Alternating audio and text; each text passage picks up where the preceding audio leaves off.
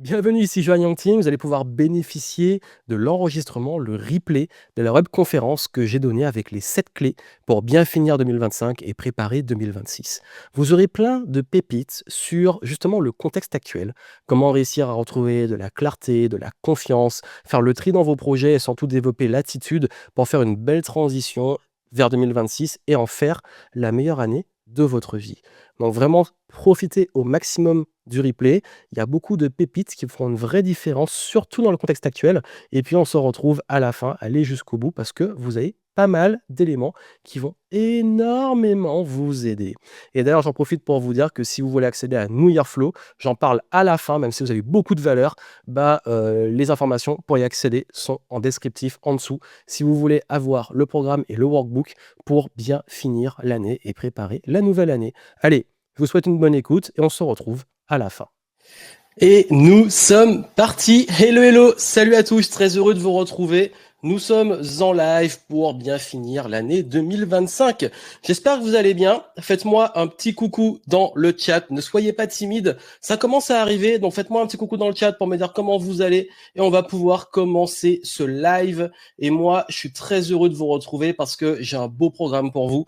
Un beau programme pour vous aider à bien finir l'année. Mon intention aujourd'hui, c'est de vraiment vous aider à vous rebooster dans ce contexte de fin d'année qui, je sais, est très particulier. On va en parler, mais surtout vous donner 7 clés de cette période parce que pour moi, le mois de décembre est décisif.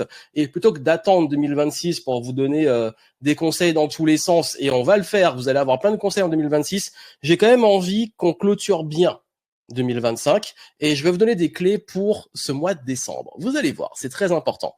Aussi, vous aurez une nouveauté qui est dans cette enveloppe.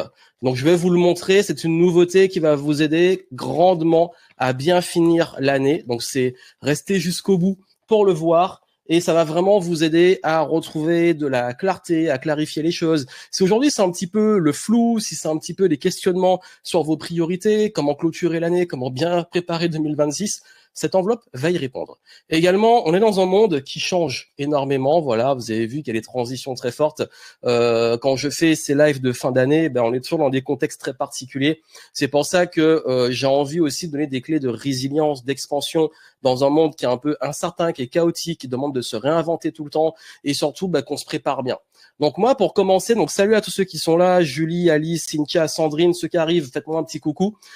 Justement, j'ai envie de vous demander comment vous vous sentez là. Juste, j'ai envie de prendre la température, comment vous vous sentez en cette fin d'année, et puis que ce soit les nouveaux, gratitude à vous, les nouveaux qui arrivent en cours de route, les anciens qui sont encore là, qui sont souvent au rendez-vous, merci d'être aussi fidèles et d'être encore là. On va bien finir l'année ensemble. Et puis voilà, je sais que décembre, janvier, c'est quand même des mois ultra importants, mois de clôture, de préparation, de célébration, mais aussi janvier, on repart donc dans une dynamique de planification, de clarté et bien démarrer l'année, même si parfois, c'est un peu au fur et à mesure qu'on développe les choses. Mais vraiment, l'idée, c'est qu'aujourd'hui, j'ai envie de vous donner 7 clés. J'ai pas envie d'être trop long, j'ai pas envie de faire trop de blabla. Je sais qu'il y a eu beaucoup d'infos, il y a beaucoup de choses.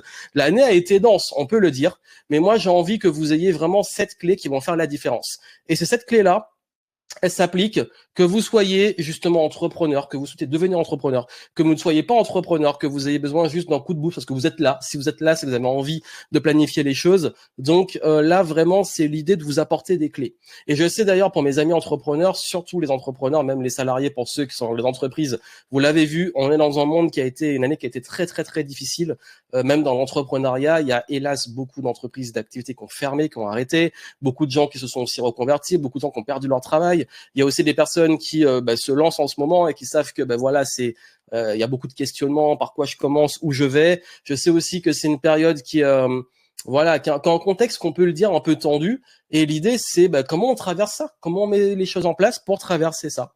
Parce que nous partageons des valeurs de liberté, de sens, de mouvement, etc. Mais voilà, je veux pas que j'ai pas envie qu'on gâche ce type de période dans le sens où on reste sur peut-être tout ce qu'on contrôle pas et qui va pas, mais plutôt qu'on se concentre, et c'est mon intention, sur qu'est-ce qu'on peut faire concrètement là. Qu'est-ce qu'on peut mettre en place réellement. Donc c'est ça l'objectif aujourd'hui. Donc Je vois que Julie au bout du rouleau. Cynthia assez fatiguée. Donc vous inquiétez pas, justement, s'il y a de la fatigue, je sais que beaucoup là en off sont fatigués. Voilà, on arrive au bout. C'est un peu, ça a été le marathon et là on arrive à la ligne d'arrivée. Justement, le but n'est pas d'en faire plus, c'est pas de s'épuiser, c'est pas d'en rajouter des couches. Aujourd'hui, j'ai plus envie qu'on pose les choses. Et c'est vraiment le mois de décembre, c'est un mois qui est nécessaire pour aussi ralentir, se poser, réfléchir à la suite, célébrer, clôturer ce qu'il y a à clôturer, ça on va en parler, pour pouvoir vraiment faire une belle transition. Donc pour cela, je vais partager mon écran, et comme d'habitude, et là on va pouvoir entamer le programme que j'ai prévu pour vous, parce que justement là, il y a des choses qu'il va falloir comprendre et qui feront la différence, et pour pouvoir vous accomplir dans le monde de 2026 qui arrive très vite, un monde qui change. Et on va commencer par une question. Donc Sandrine qui dit que voilà, beaucoup de projets en cours, préparation, déménagement, bah oui, voilà, des choses qui sont, qui je sais sont challengeantes qu'on pourrait dire. Donc là, justement, pour commencer, on va rentrer dans le vif du sujet. J'ai demandé un peu la température et tout. Salut à tous ceux qui arrivent en cours de route. Moi, j'ai une question pour vous. Ça a été quoi le plus grand challenge? Donc, je parle, quand je dis challenge, vous savez, moi, j'aime pas parler de problème. Je préfère le mot challenge. Et c'est déjà, on rentre dans le vif du sujet parce que rien que le vocabulaire et tout ce que je vais dire, les mots que je vais utiliser, la façon de l'amener sont ultra importants. Pourquoi? Parce que, justement, moi, dans mon approche, le but, c'est de vous aider aussi à prendre ce qu'il y a à prendre, prendre ce qui résonne en ce moment pour les différentes personnes, différentes situations, puisque c'est vraiment une thématique un peu plus générale de fin d'année et beaucoup plus légère. Mais si j'utilise des mots, c'est pour une bonne raison. Et j'aime pas qu'on dise problème, je préfère qu'on dise challenge. Un challenge, on a envie de le surmonter et tout. Mais bref, vous avez compris. Qu'est-ce que vous avez eu comme plus grande difficulté en 2025, mais vous n'avez pas envie de vous traîner ce boulet là en 2026? Ça veut dire que vous n'avez pas envie que ça se répète, vous n'avez pas envie de vivre le même problème en boucle, vous n'avez pas envie de traîner cette même difficulté en 2026. Dites-moi, ça m'intéresse et je pourrais vous apporter des conseils justement liés à ça. Dites-moi dans le chat, vous, ça a été quoi votre plus gros challenge, plus grande difficulté éventuellement, problématique, enjeu de 2025 que vous ne voulez pas traîner comme boulet en 2026. Parce qu'il faut le dire, le contexte est tendu, oui, l'économie sociale, politique. C'est qu'on le veuille ou non, on peut pas être dans le déni. On peut pas se dire tout va bien, que c'est une période la plus facile possible. Il y a toujours pire, il y a toujours mieux, mais c'est quand même une réalité. S'il y a de la fatigue, ça a été les premiers commentaires qui sont venus. Il y a aussi un flou, difficulté à se projeter. J'en ai beaucoup aussi en ce moment, même avec des clients avec qui je travaille en ce moment. C'est la difficulté à se projeter, mais aussi à cause de cette incertitude, qu'elle soit politique, qu'elle soit générale, de se dire, ben là, j'ai un petit peu du mal à planifier les choses ou faire les choses, parce que ça peut changer du jour au lendemain. Il y a aussi les remises en question, les changements, la peur parfois par rapport à l'argent, de manquer d'argent, la peur de l'avenir, qu'est-ce que ça nous réserve, là, le futur, la peur de l'IA, ça a été un gros sujet 2025, je l'ai beaucoup abordé, l'intelligence artificielle, etc. Bref, est-ce que je vais te remplacer? Pas mal de thématiques, de sujets qui sont légitimes, qui sont réels, mais qu'il faut aussi qu'il faut prendre en compte. Et bien entendu, il y a la morosité. Voilà, je sais que dans cette communauté, dans les gens qui sont là, on est toujours constructifs, surtout ceux qui sont toujours au rendez-vous, qui ont été là pendant tous les lives de l'année et qui j'espère seront là pour l'année prochaine. Je sais que vous voyez dans ce qu'on partage, on a envie d'avancer, on a envie d'être positif. Même quand je fais des événements, il y a une bonne énergie, mais on peut pas nier aussi, ça revient beaucoup, l'environnement. Quand les gens sont plombés, qui tirent vers le bas, que l'environnement est morose, comment on s'en sort? Et ça, c'est une réalité. Et cette réalité, on la traîne depuis un petit moment quand même, surtout en France. Donc, là, l'idée, c'est qu'il va falloir focaliser sur ce qu'on contrôle. Parce qu'il y a des choses qu'on contrôle pas. Et il y a beaucoup de choses, l'extérieur, l'environnement, la politique, tout ce que vous voulez, la météo, on ne contrôle pas. En revanche, moi, mes prédictions pour 2026, pardon, j'ai fait une petite erreur, c'est 2026. Je suis encore embrouillé entre 2025 et 2026. Mais l'idée ici, d'ailleurs, je vais corriger tout de suite, mes prédictions 2026, voilà, on va y arriver. Ça va demander de la résilience. Mais j'ai envie de dire, comme toutes ces années qu'on a eues, ça va demander de la résilience. Ça veut dire cette capacité à continuer et à être encore là. Moi, j'en ai vu des crises passer, je vais y revenir. Mais là, l'enjeu, c'est de se dire, OK, comment moi j'arrive à continuer, ne pas lâcher, mais notre but n'est pas de finir non plus en burn-out, de pas s'épuiser non plus. J'en ai eu beaucoup là qui se sont épuisés dans les dernières années. C'est pas l'objectif. Ça va demander aussi de se renouveler.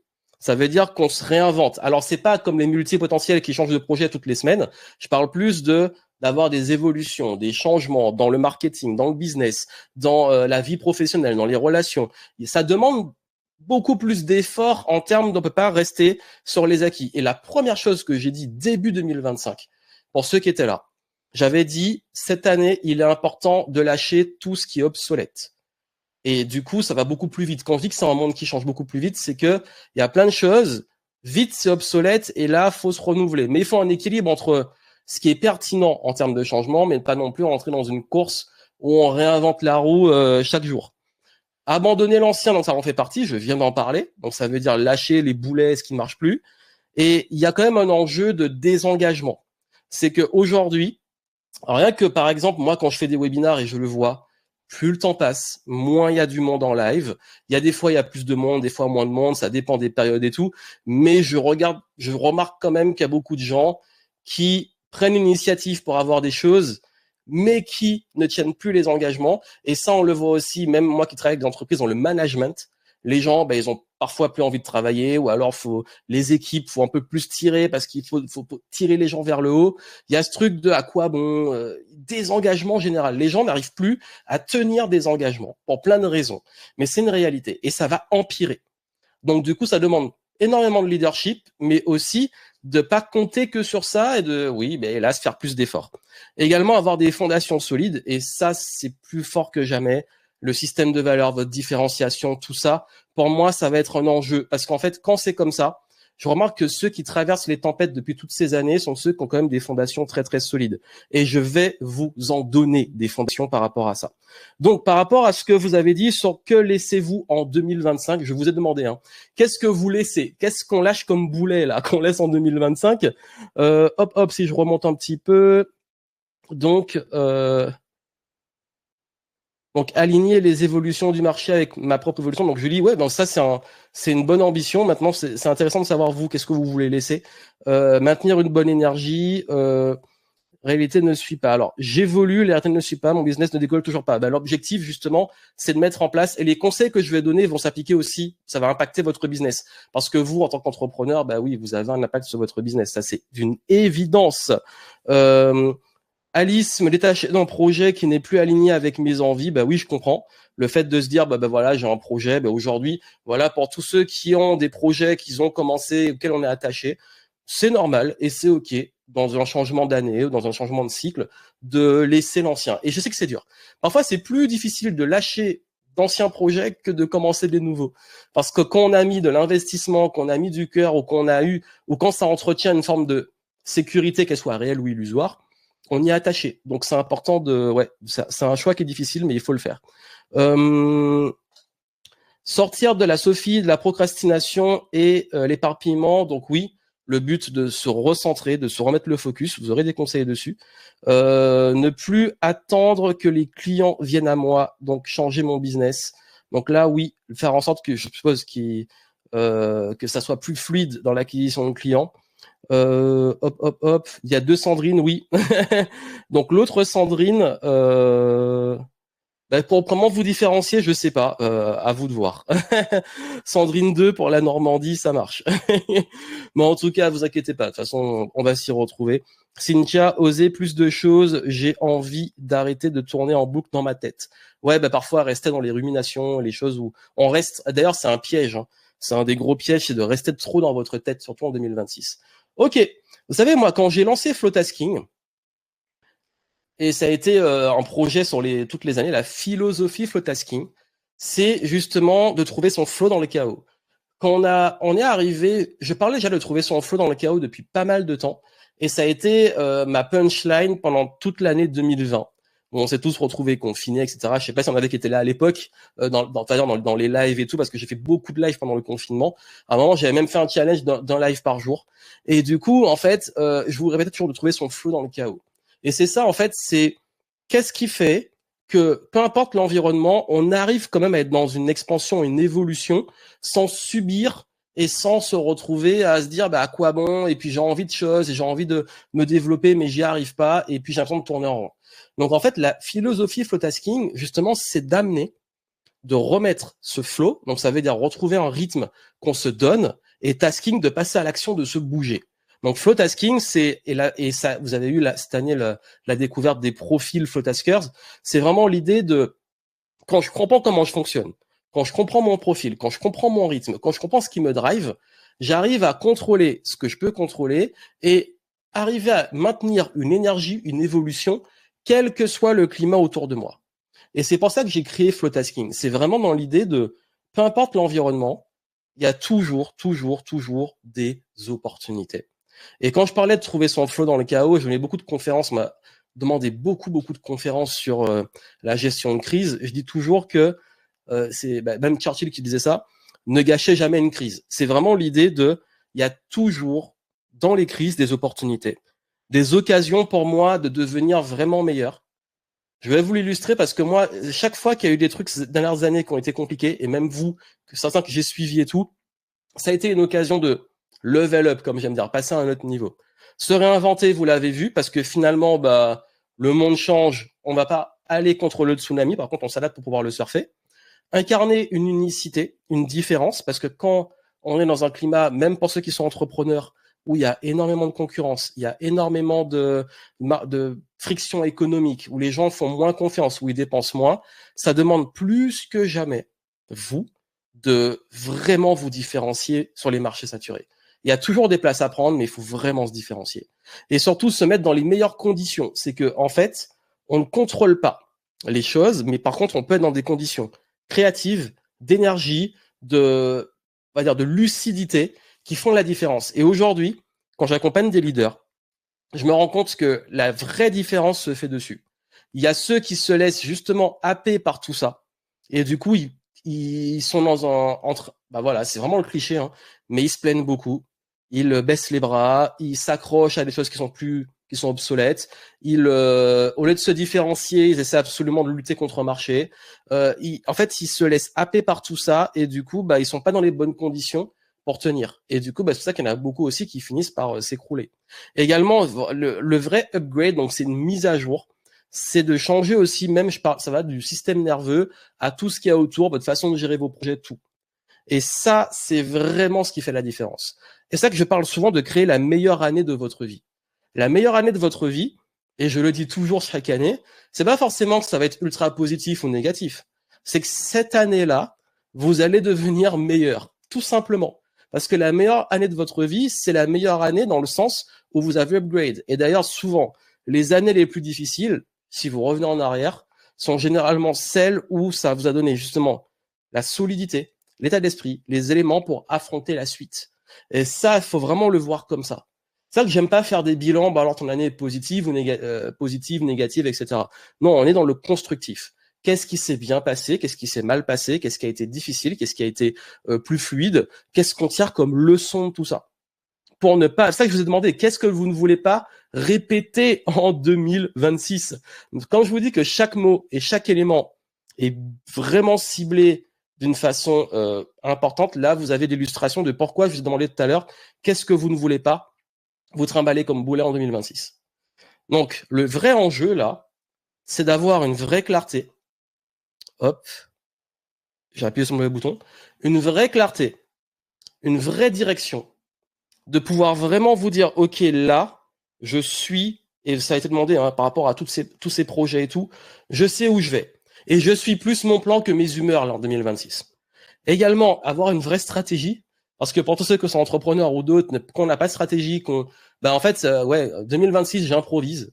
C'est bon, ça peut être une stratégie. Le fait d'improviser peut être une stratégie, mais c'est rarement la bonne. J'ai essayé en 2024, j'en ai parlé de mon bilan 2024, ça s'est pas toujours bien passé. Je vais y revenir. Persévérance et résilience, c'est OK. Là, comment on tient? Comment également on reste agile? Parce qu'en fait, être persévérant, c'est pas aller tête baissée, j'ai mon plan. J'ai dit, par exemple, tenir votre plan et votre stratégie. Il y aura des changements, il y aura des imprévus. D'ailleurs, la gestion des imprévus, c'est aussi un énorme sujet. Il y aura tout ça qui vont arriver, qui vont vous demander, vous, de rester agile. Pareil, l'épanouissement. Le fait de réellement vous épanouir, parce que j'ai envie de dire, si c'est une année où vous vous retrouvez encore à vous dire j'ai pas l'impression d'avoir fait les choses qui avaient du sens, j'ai des regrets, Ça va être la grande question suivante. Finalement, j'ai l'impression d'avoir perdu une année. C'est dommage. Et c'est important dans tout ça de maintenir une dynamique d'épanouissement, de se dire, ouais, moi j'ai envie quand même de pouvoir continuer à faire des choses qui me nourrissent, même quand c'est difficile, au moins ça a du sens. Et je peux vous dire que dans ce genre de contexte, également, il y a un point qui est important, c'est que quand vous faites les choses qui ont du sens pour vous, que vous vous épanouissez, même si c'est dur, mais qu'il y a un fond d'une vision que vous suivez, d'où la clarté et direction, parce que ça fait une boucle, vous passez au-dessus des autres parce que, en fait, vous tenez, quand tout le monde fait les choses, par exemple, juste dans l'entrepreneuriat, tous ceux qui font les choses que pour l'argent, ils finissent par s'épuiser à un moment donné. J'en ai vu plein pendant des années. Alors que ceux qui font les choses parce que ça a du sens pour eux, parce qu'ils ont envie de les faire, et parce que ça nourrit une mission, eux, ils tiennent. Parce que même quand ça va pas, ils savent que ça les dépasse, ils ont envie de continuer. Donc moi, j'ai une question opposée à celle d'avant. Quelle est votre plus grande fierté de 2025 ? Quelle est votre plus grande fierté là en 2025 ? Vraiment, dites-moi, partagez en commentaire. On a dit le boulet que vous ne voulez pas traîner, mais de quoi vous êtes le plus fier ? Même si c'est encore d'être encore vivant, hein, je sais pas, mais de quoi êtes-vous fier en 2025 ? Et moi, je vais partager avec vous ma petite fierté parce que justement, vu qu'on est là ensemble et que c'est un format un peu différent, comme je dis de fin d'année, là, le but, c'est que vous fassiez ce que je vous dis. Et même si les questions ont l'air anodines, croyez-moi, et je vous ai dit dès le début du live, chaque élément a une importance. Donc, jouez le jeu. Parce que si vous sortez ce qui est spontané pour vous, vous notez, là, vous écrivez, ben en fait, ça va travailler, ça va être important pour la suite. Quelle est votre plus grande fierté ? Et vous avez vu, j'ai utilisé le mot fierté. De quoi vous êtes plus fier en 2025 ? Pas forcément un résultat, hein, ça peut être un résultat. Vous êtes fier, tant mieux, parce que vous avez fait le travail pour. Mais ça peut être aussi fier d'avoir eu une attitude, d'avoir pris des décisions, d'avoir tenu, d'être encore là, peu importe. Il n'y a pas de bonne réponse si ce n'est votre réponse la plus spontanée possible. De quoi êtes-vous fier là en 2025 ? Dites-moi dans le chat. Et il y a un point qui va être extrêmement important là que je souhaite aborder avec vous. En fait, je vais revenir en plein écran. Hop. Et en fait, il y a un truc qui se passe qu'il faut vraiment comprendre par rapport à pourquoi je pose cette question. C'est que trop souvent, comme je dis, on focalise sur ce qu'on contrôle. Et surtout, ça, c'est l'idéal, pardon, ce qu'on contrôle pas. Et le truc, c'est que beaucoup de gens focalisent tellement sur ce qu'on contrôle pas, c'est qu'ils se disent, pour qu'une année me rende fier, il faut que j'ai eu tel résultat que j'avais prévu au début d'année. Mais en fait, paradoxalement, moi, dans ma façon de fixer les objectifs, je dis souvent que dans les objectifs, on contrôle tout ce qu'on fait, notre attitude, notre stratégie, mais on ne contrôle pas les résultats. Par contre, vous pouvez être fier d'avoir tenu vos engagements, fier d'avoir donné le meilleur de vous-même, fier d'avoir persévéré même quand c'était difficile. Et c'est ça qui fait la vraie différence. C'est qu'aujourd'hui, en fait, même une année difficile peut se transformer en réelle évolution. Parce qu'il y a le passé, donc qui sert de leçon, il y a les tops, les flops, tout ce qu'on veut, on va dire, apprendre. Donc s'il y a des regrets, etc., pourquoi, comment on évite de les répéter et tout. Et s'il y a des fiertés, comment on les cultive. Il y a le présent.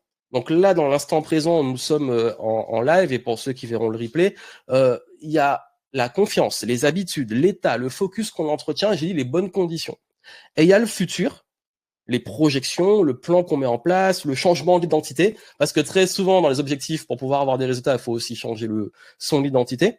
Donc, tout ça, ça va avoir un impact. Mais il y a aussi les domaines de vie.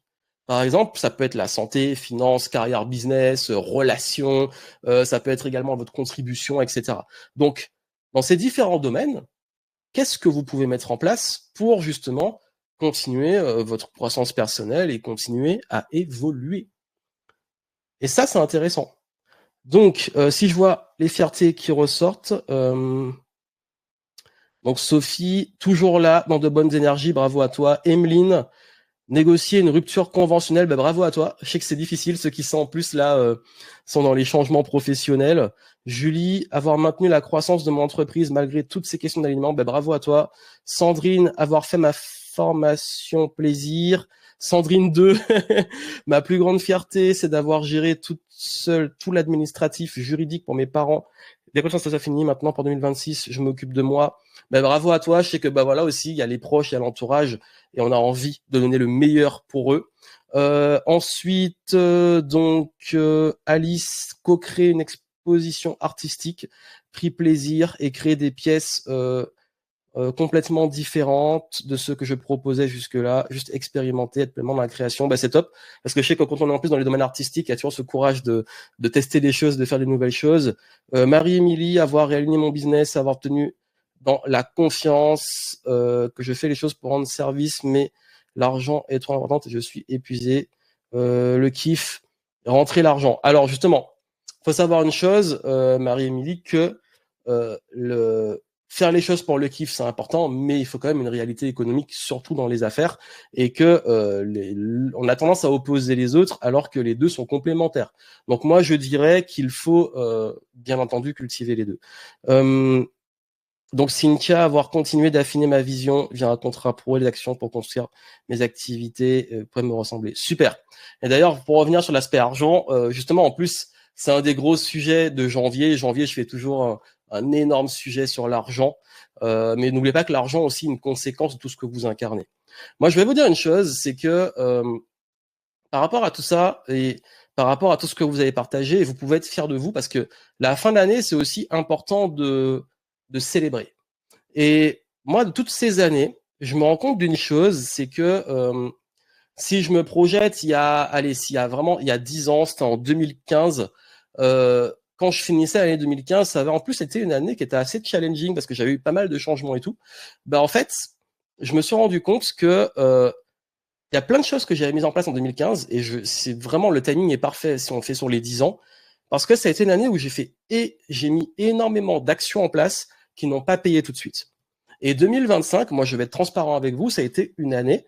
Je publierai un bilan vers la fin de l'année en vidéo, en podcast, mais ça a été une année où j'ai mis beaucoup de choses en place sans récolter tout de suite. Parce qu'il fallait aussi bosser sur le fond et bosser sur les choses sur le long terme. Et c'est OK d'avoir des années comme ça. Mais on pourrait se dire, OK, je peux focaliser que sur mes résultats.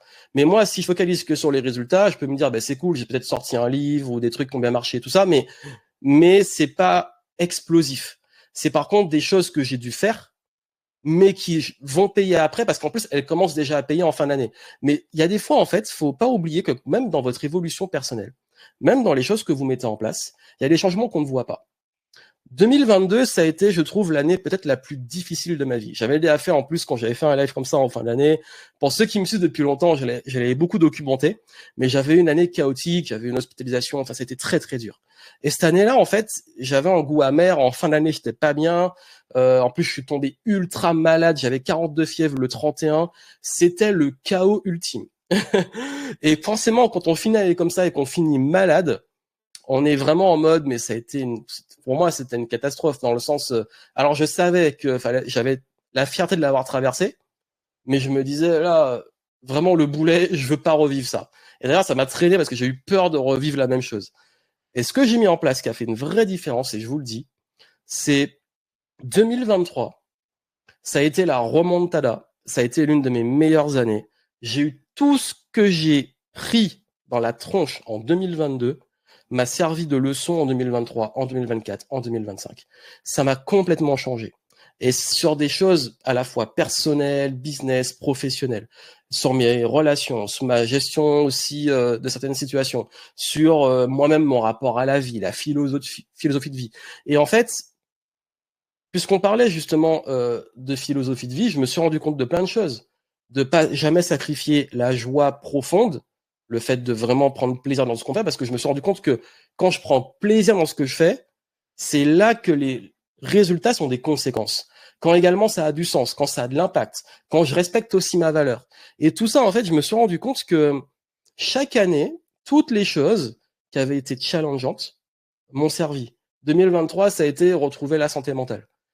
J'ai appris des choses, j'ai mis en place des choses qui m'ont complètement transformé dans la gestion du stress, du leadership, etc. 2024, j'ai beaucoup plus appris à la patience, aussi sur le plan relationnel, sur ma place, sur le leadership. Et 2025, ça a été aussi retourné sur les notions de d'être dans les bonnes dispositions et tout ce que j'ai mis en place l'année d'avant m'ont donné l'espace, la clarté, les éléments pour construire des fondations futures sans être dans une course. Et ça, c'était génial d'avoir cette sérénité de se dire là, je fais des choses qui payent pas et j'ai les ressources en moi pour les mettre en place. Et la grande leçon de tout ça, c'est qu'en fait, peu importe ce que vous allez traverser, les ressources, elles seront toujours en vous. Et les ressources, même quand elles paraissent difficiles, même quand ça paraît être dans une année où les choses n'ont pas dans le sens que vous voulez, en fait, voyez justement qu'est-ce que vous pouvez prendre, qu'est-ce qui peut servir et qui va devenir un carburant pour la suite. Et ça, vraiment, c'est ça que les bilans de fin d'année sont ultra importants. C'est que dans les bilans de fin d'année, on reste sur du binaire, bien, pas bien, victoire, défaite, etc. Mais si vous preniez le temps, et je vous invite en décembre, de vraiment vous dire, OK, quelle leçon je tire de tout ça? Qu'est-ce que j'ai appris sur moi? Qu'est-ce que j'ai appris? Et vous pourrez prendre chaque domaine de votre vie et vous dire, OK, dans quoi j'ai évolué? Dans quoi j'ai appris? Qu'est-ce qui a vraiment changé? Parce que c'est comme vraiment les plantes. Parfois, quand on plante une graine, avant de voir la plante qui pousse, il y a les racines et tout ça, c'est sous terre, on les voit pas. Et souvent, il y a des années comme ça. Des années, il y a des choses, des racines. Tous ceux qui ont eu des projets, par exemple, qui ont tenté des nouveaux projets, qui ont eu des changements, etc., c'est les racines qui se construisent. Et après, vous allez pouvoir croître et aller beaucoup plus loin. Mais il faut passer par là. Donc, il y a des cycles, on est dans la croissance, tout va bien et c'est génial. Et ça, on kiffe. Mais dans la vie, vraiment, quand je parle de flow et de cycle, c'est ça. Il y aura toujours des cycles. Et donc, vous aurez des cycles favorables, défavorables, mais justement, les favorables, faut les surfer. Et même parfois dans l'année, des petites périodes et tout, on les surfe, on kiffe et on s'aime pour les cycles défavorables, parce qu'il y en aura toujours. Si vous avez eu une année favorable, tant mieux. Et qu'est-ce qu'on peut tirer comme leçon et comment on peut surfer ça pour construire la suite?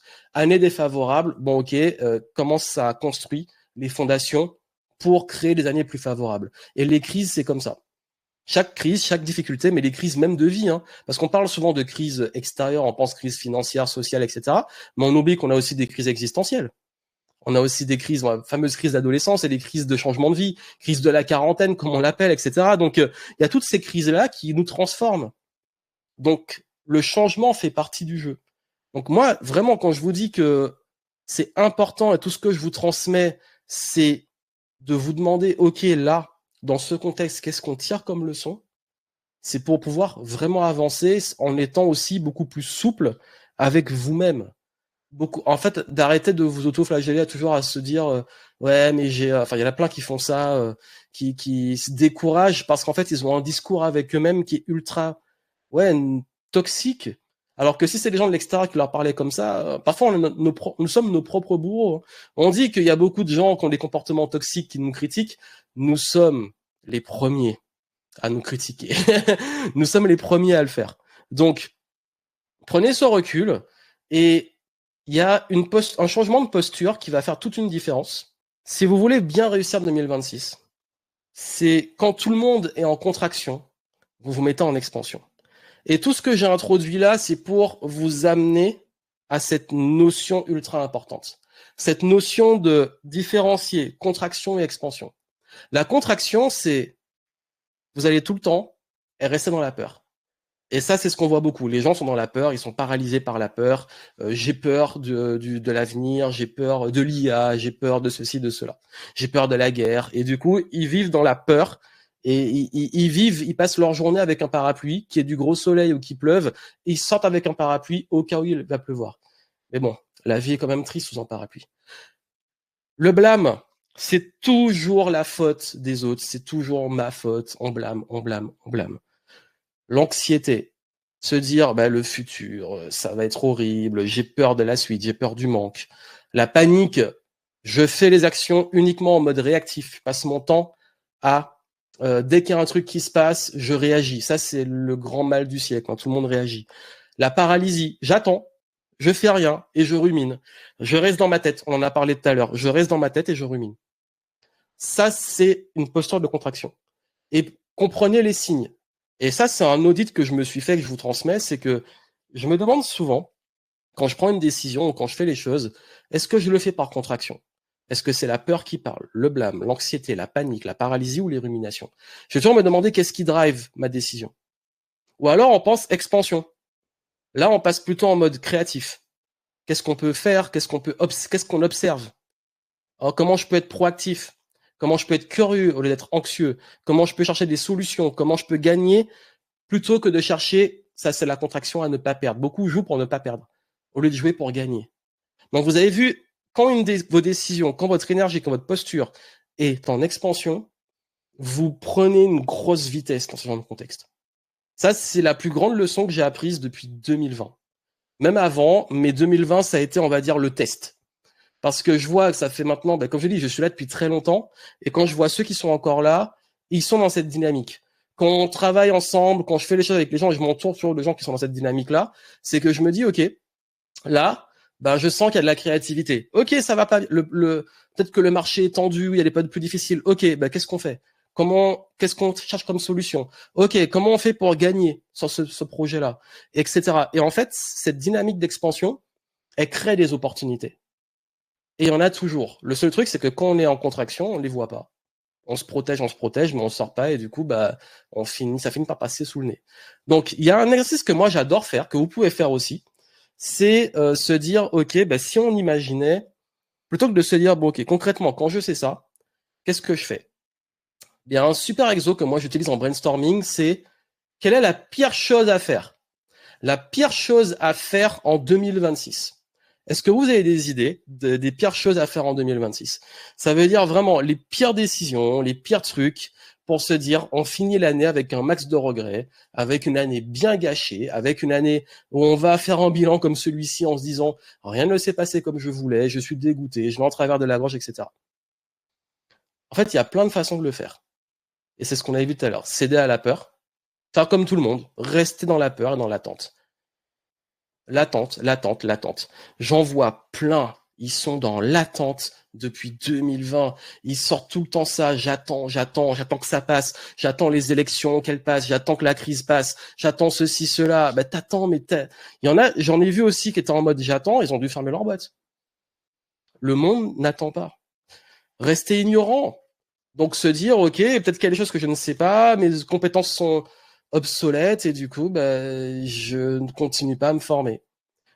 Je me suis jamais autant formé que depuis 5 ans, même si je me suis toujours formé, mais là, par exemple, l'intelligence artificielle, pour moi, aujourd'hui, pour moi, tout le monde devrait se former réellement dessus.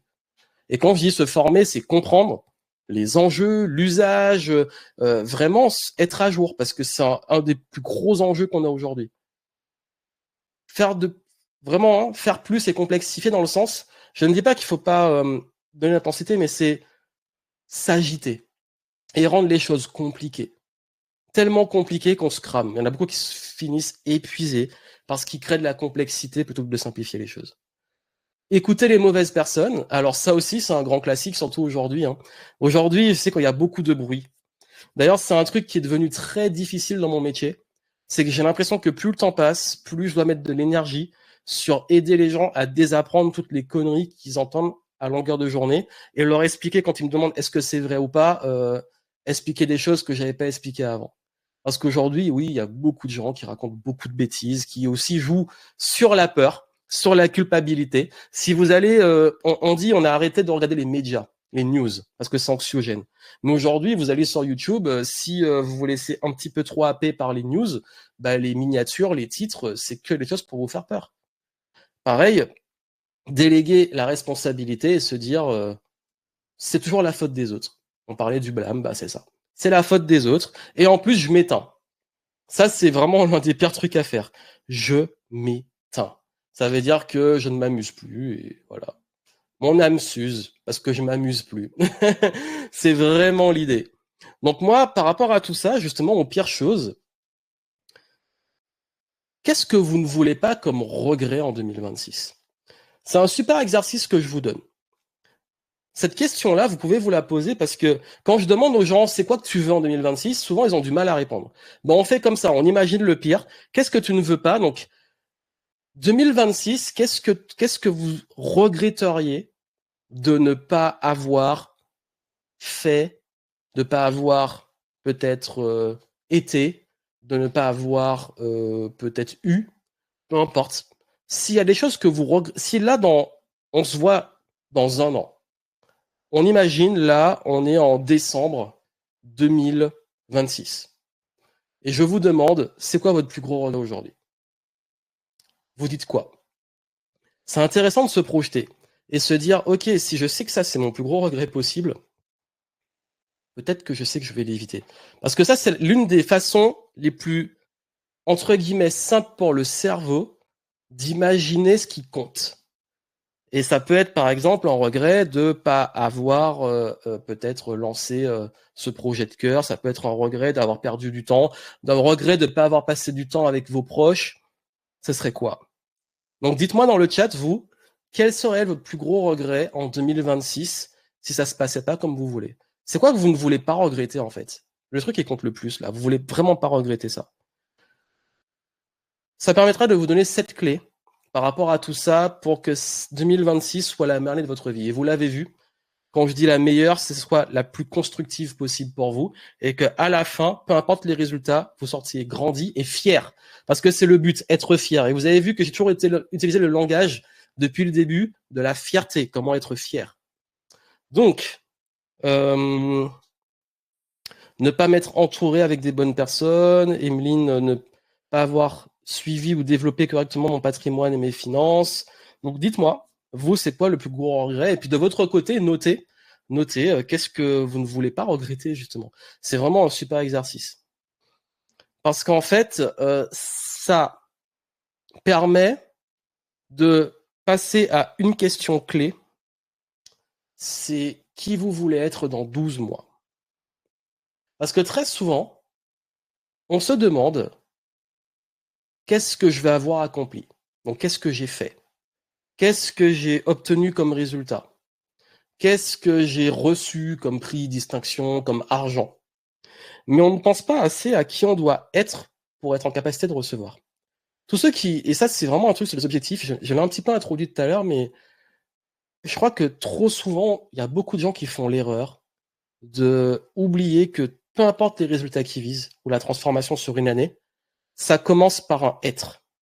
Ça commence par quelqu'un que vous devez incarner tout au long de l'année.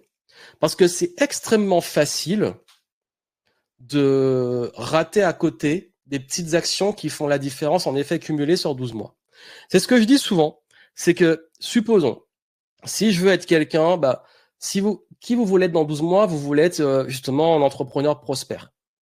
Donc, d'avoir une entreprise qui a bien tourné, qui est en croissance, etc. Ça demande d'être qui au quotidien? Ça demande d'incarner quelle attitude, quelle habitude, etc. Si vous voulez être dans 12 mois mieux entouré, qu'est-ce que ça vous demande au quotidien? Vous avez vu en fait à quel point c'est important de se demander qui on doit être pour obtenir des résultats.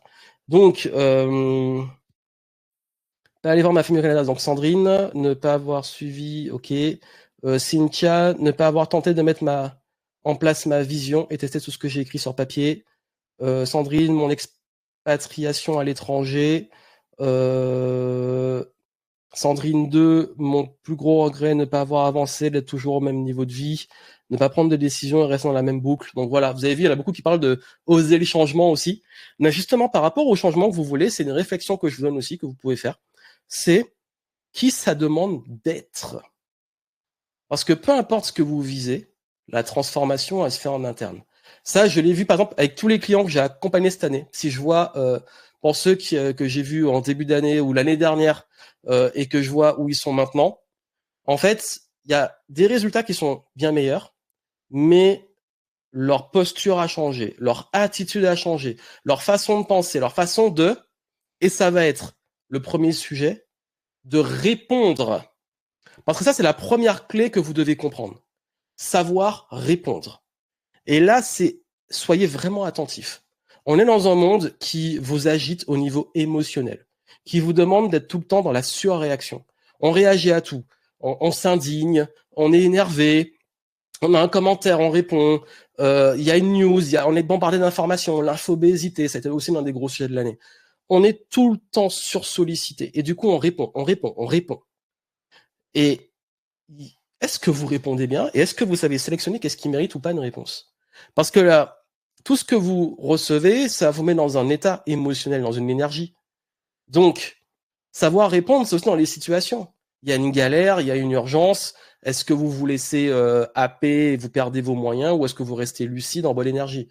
Il y a un sprint à faire, une période plus intense, comment vous gérez? En fait, savoir répondre, c'est, on parlait justement, c'est que ça que j'ai introduit l'importance du être. Dans ce être, la façon de répondre va changer votre destinée. Et ça, c'est l'une des plus grandes transformations. Ça, c'est vraiment l'un des plus gros travaux que j'ai fait sur moi il y a peut-être entre 15 et 10 ans.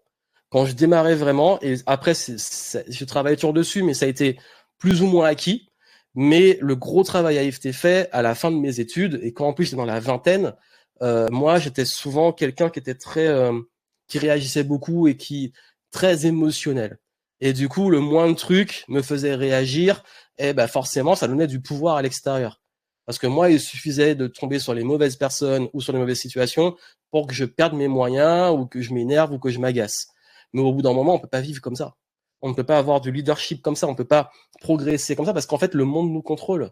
Donc, savoir répondre, c'est savoir qu'est-ce qui mérite une réponse ou pas, et puis savoir répondre à des situations en termes d'émotion, émotionnelle, en termes d'énergie, en termes de lucidité, pour pouvoir mieux gérer les choses et être plus au contrôle. Savoir répondre vous fait passer de je subis à je contrôle. Ensuite, il y a la capacité à développer une vraie confiance. Et c'est vrai que, d'ailleurs, vous avez vu, vous allez voir que tout va être connecté. Savoir répondre, c'est aussi avoir confiance. Quand on me demande vraiment ce qui fait la différence chaque année, moi, je veux vous dire, la confiance en soi, c'est quand même un pilier fondamental. Quand je parlais des plus grosses transformations que j'ai vues chez mes clients, le changement de posture, il vient aussi de la confiance qui est acquise. Et la confiance vient de la connaissance de soi, la connaissance de ses forces, l'usage de ses forces.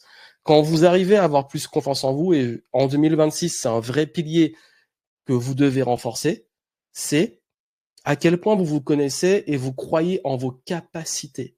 Parce que la confiance en soi, elle va avoir un impact sur vos relations, sur qui vous allez attirer, sur votre posture, sur votre capacité aussi à recevoir de l'argent.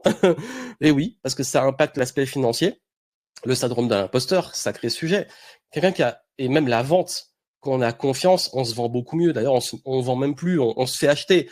Donc, c'est vraiment cet ensemble d'éléments qui fait que vos décisions aussi sont plus lucides. Quand on manque de confiance en soi, on est très, très, très influençable. On n'y croit pas, on ne croit pas en soi, on se laisse porter, on maintient pas sa vision, etc.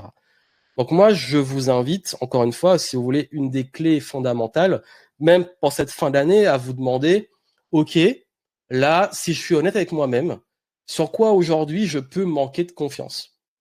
Et c'est OK, parce qu'en fait, il faut vraiment prendre du recul. Et quand je vous ai dit que, et j'étais transparent avec vous, parce que je partage aussi une expérience, en 2022, moi, ma confiance, elle s'est ébranlée. J'ai passé tout 2023 à la reconstruire. Et justement, ça que les conseils que je vous donne, je les applique. Quand j'ai dû reprendre confiance en moi et passer à un autre niveau, j'ai dû réapprendre à me connaître. J'ai dû me prouver aussi dans mes forces que je pouvais rebondir. Et tout ça, même quand on est hospitalisé, qu'on doit reprendre confiance en son corps, bah c'est pareil. Reprendre des forces et recroire en ses forces et avoir cette capacité aussi à mieux connaître son corps. Donc vous avez vu tout ça, en fait, vous allez le développer. Donc demandez-vous, ok, aujourd'hui, dans quoi je manque de confiance? Peut-être dans mon syndrome de l'imposteur, peut-être dans mes relations, peut-être dans mon envie de changer et j'ose pas encore. Et comment vous pouvez la renforcer et travailler dessus tout au long de l'année. C'est pas du jour au lendemain, mais c'est un pilier que vous devez absolument travailler et entretenir.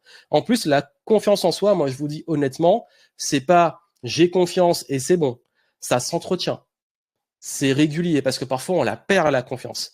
J'ai beaucoup de gens qui m'ont dit là, j'ai perdu confiance en mes capacités à cause d'une période difficile et tout. Alors moi, ce que je dis souvent, vous êtes la même personne. Donc, si vous avez pu accomplir des choses et que là, ça marche plus, c'est pas que vous êtes moins bon ou plus bon. C'est qu'il y a plusieurs facteurs qui font que là, il y a peut-être un changement, une transformation pour pouvoir vous relancer ou peut-être faire autre chose. Mais la confiance, ça s'entretient parce que ça se gagne, ça se perd, mais c'est toujours une histoire de connaissance de soi et de savoir vraiment dans quoi on est bon et dans quoi on n'est pas bon. Et plus on a confiance, plus on rayonne. Le focus, on en a parlé tout à l'heure. filtrer et sélectionner ce qui mérite vos ressources. Quand je vous dis que les mots sont importants, si aujourd'hui vous avez du mal à savoir qu'est-ce qui mérite votre temps, vous avez trop d'idées, trop de projets, etc., demandez-vous, OK, aujourd'hui, qu'est-ce qui mérite ce temps, cette énergie, ces ressources? Qu'est-ce qui le mérite vraiment? Et soyez honnête avec vous-même. Qu'est-ce qui le mérite? Et ça, c'est une bonne question à vous poser. Plutôt que de vous dire, bon, bah, qu'est-ce qui est prioritaire, qu'est-ce qui est plus important? Qu'est-ce qui mérite mon temps, mon énergie, mon argent? Parce qu'en fait, on peut pas tout faire. On ne peut pas continuer à s'acharner dans toutes les directions. Beaucoup m'ont dit qu'ils n'ont pas envie de s'éparpiller. Ben, la clé pour moi, là, c'est de vous demander, en ce mois de décembre, avec du recul, OK, si je suis honnête, qu'est-ce qui, cette année, par exemple, m'a drainé mon énergie, m'en a donné? Qu'est-ce qui, cette année, me montre que peut-être que là, par rapport à ces résultats, je devrais mettre plus de ressources dessus? Par exemple, moi, ce que je fais, surtout par exemple d'un point de vue entrepreneurial, c'est que je me demande qu'est-ce qui a bien marché? Et ben du coup, ça mérite plus de, ça marche bien, il faut mettre plus de ressources. Quels sont les signes, quels sont les indicateurs qui marchent bien? Qu'est-ce qui ne marche pas? Qu'est-ce qu'il faut peut-être changer ou arrêter? Et du coup, on prend des décisions comme ça. Mais c'est vraiment cette petite boussole de se dire, ah là, ça mérite vraiment mon énergie, mon temps, mon argent. Ça change tout. Et ça permet de rester focus. De se demander quand on est détourné, est-ce que ça mérite mon temps, mon énergie, mon argent? D'ailleurs, ben forcément, hein, je rebondis sur ce que j'avais dit au début, hein, le côté répondre. Si je décide de répondre à un truc qui se passe, même au niveau émotionnel, est-ce que ça mérite ce temps, cette énergie, cet argent? Posez-vous les bonnes questions. Vos investissements, forcément, on a parlé argent. Bah, c'est un effet cumulé. Là où vous allez mettre du temps, de l'énergie, de l'argent, va définir vos priorités. Ça, c'est toujours un enjeu de cohérence. Vous vous demandez, OK, où je veux aller, qui je veux être? Est-ce que là où j'investis mon temps, mon énergie, mon argent est cohérent avec où je veux aller? Parce que je crois que l'erreur que font beaucoup de gens, c'est qu'ils se disent, OK, bah, par exemple, moi, je veux une meilleure santé, mais leur argent, leur temps, leur énergie est pas mis sur les choses qui nourrissent la santé. Ils mettent dans tout sauf ça.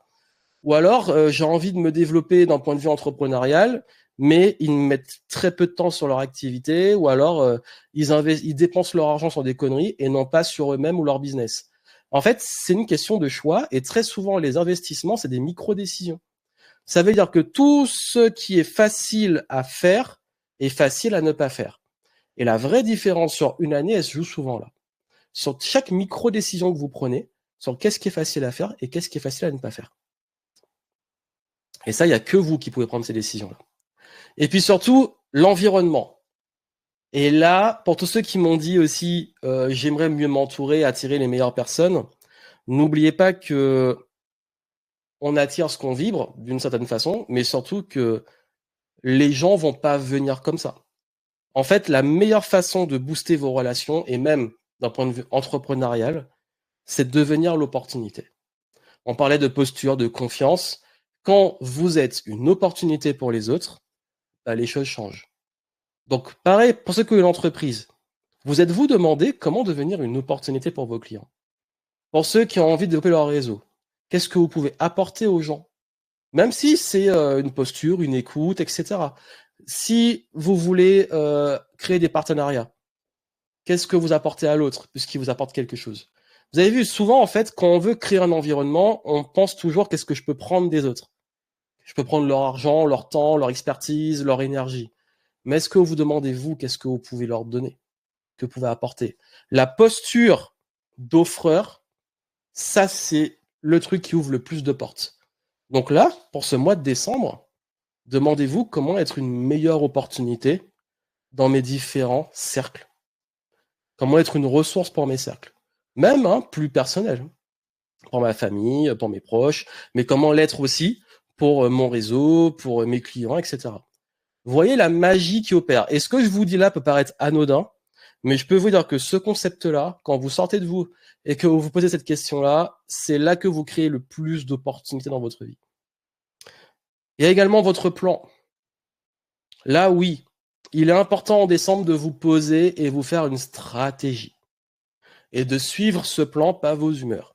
Ça, je suis content, je vous le dis honnêtement.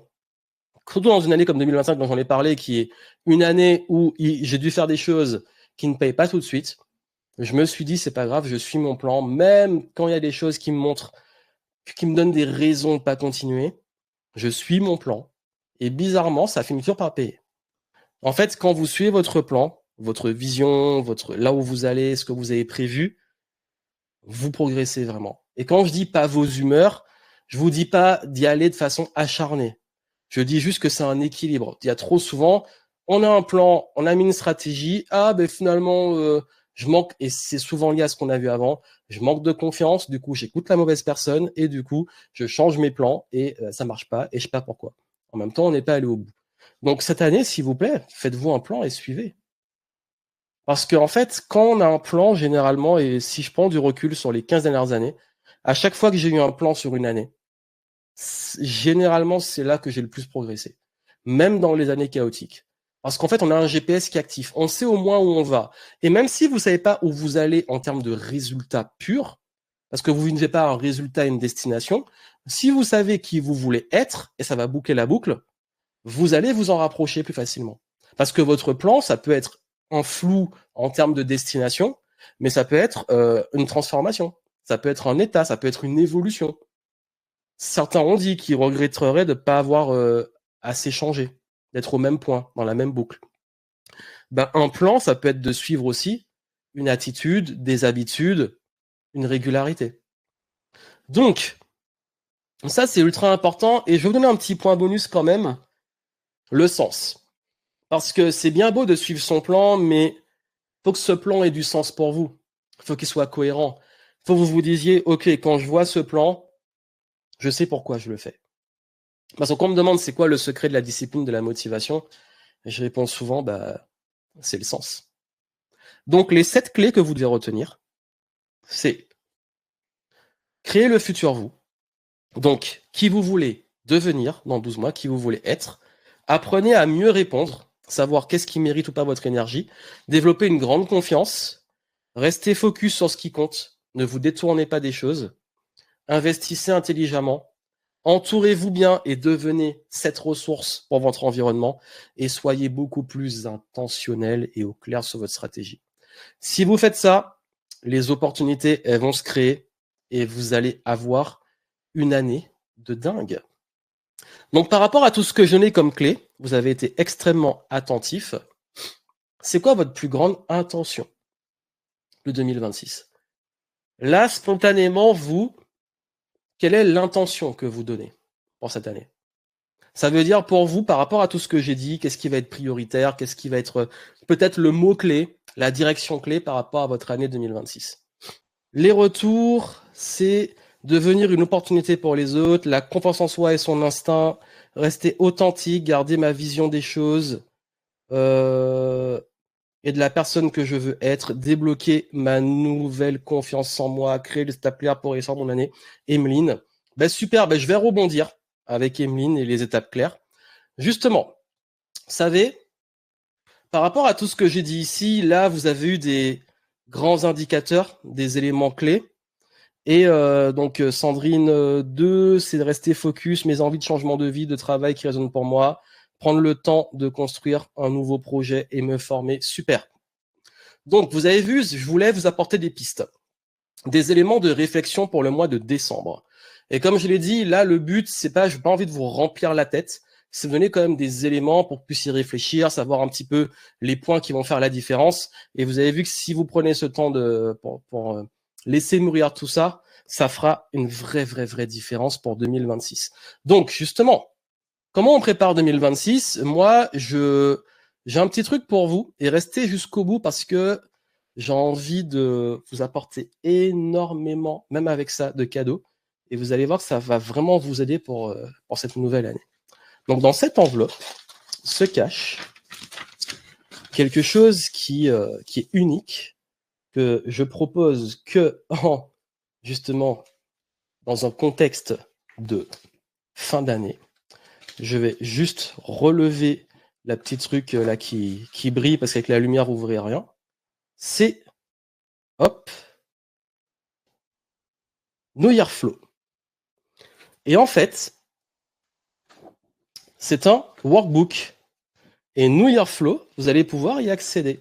En fait, pour cette fin d'année, Il y a un des piliers de flow tasking que je propose que à ce moment clé de l'année et qui fait une vraie différence. Je vous le montre et je vous en parle. Know Your Flow, c'est la méthode guidée pour designer la meilleure année de votre vie. C'est justement pour vous aider à aller plus loin sur le travail que nous avons commencé ici et pouvoir vous accompagner dans ce processus. Et en plus, vous allez voir, il y a énormément de pépites. Déjà, dans Know Your Flow, cette méthode que j'ai créée dans la philosophie flow tasking, c'est vraiment pour vous accompagner dans le processus de décembre-janvier. Mais surtout, c'est un élément à faire en décembre. En janvier, au moins vous êtes opérationnel et prêt.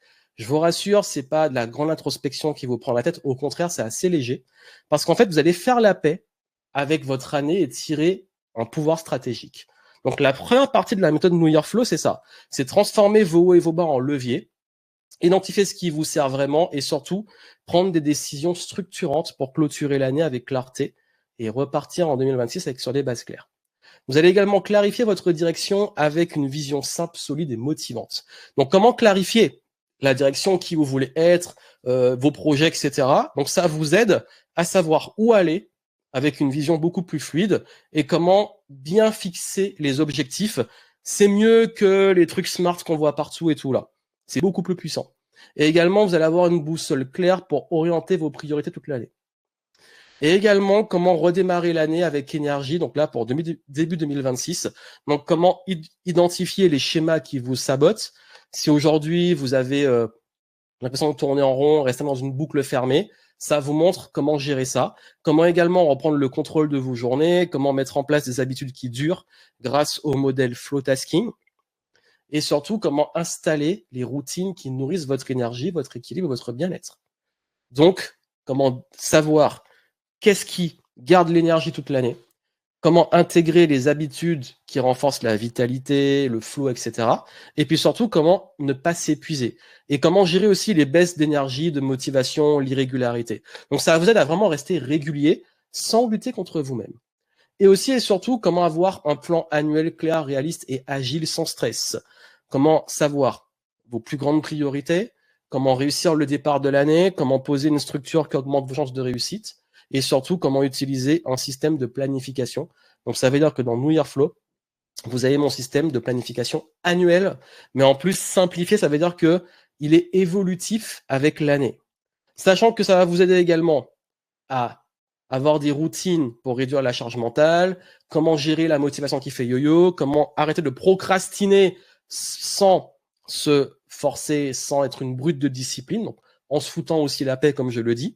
Comment également ne pas perdre votre rythme et être plus régulier. Comment ne pas justement vous disperser. Comment être plus créatif et garder le feu sacré. Tout ça, c'est dedans. Et c'est un format qui est ultra ludique parce que justement, vous avez les vidéos, mais c'est pratique, c'est guidé, vous avez le workbook que je vous ai montré, et surtout, c'est un accès illimité que vous pouvez utiliser chaque année avec des petits outils qui vont vous aider. Voilà pour Know Your Flow. Donc, si ça vous intéresse, moi, j'ai envie de vous dire, je l'ai rendu ultra accessible, mais à une condition. Know Your Flow, c'est un programme qui est exclusif, comme je l'ai dit, au vraiment mois de décembre.